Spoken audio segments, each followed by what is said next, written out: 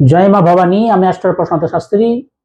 আপনি বাড়ি করেছেন, দেখা গেল আপনার বাড়ির যে সিঁড়ি নামছেন, সিঁড়ি বেয়ে নিচে নামছেন বা সিঁড়ি বেয়ে ওপরে উঠছেন, দেখা গেল সংখ্যা অনুযায়ী বাস্তুতে যতগুলো সিঁড়ি থাকলে আপনার সিঁড়িটা মঙ্গলজনক, সেইটা না হয়ে আপনার অমঙ্গলজনক সিঁড়ি হয়ে গেছে। সেই ক্ষেত্রে দেখা যাচ্ছে অনেক সময় বাড়ি থেকে তাড়াতাড়ি করে বেরোতে গিয়ে বা রুম থেকে বেরোতে গিয়ে কোনো কারণে পড়ে গিয়ে হাত পা ভাঙছে, এরকম ঘটনা অনেকবারই ঘটে গেছে। আমরা সিঁড়ির মধ্যে পড়ে গিয়ে হাত পা ভেঙে যাচ্ছে আপনার বা আরো আদার্স কারুর।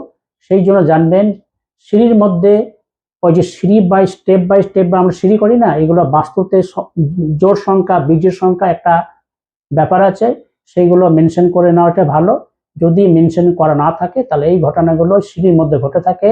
তাড়াহুড়োতে কোনো কারণে পড়ে গিয়ে হাত পা ভেঙে যায়, শুধু সিঁড়ির মধ্যে অ্যাক্সিডেন্টগুলো বেশি হয়। এই সিঁড়ির মধ্যে বাস্তুদোষকে নাশ করতে ফেললে আমি যে প্রক্রিয়াটা বলছি, ছোট্ট একটা প্রক্রিয়া, দেখবেন এটা করলে এই সমস্যাটা মরে যাবে। কি করবেন?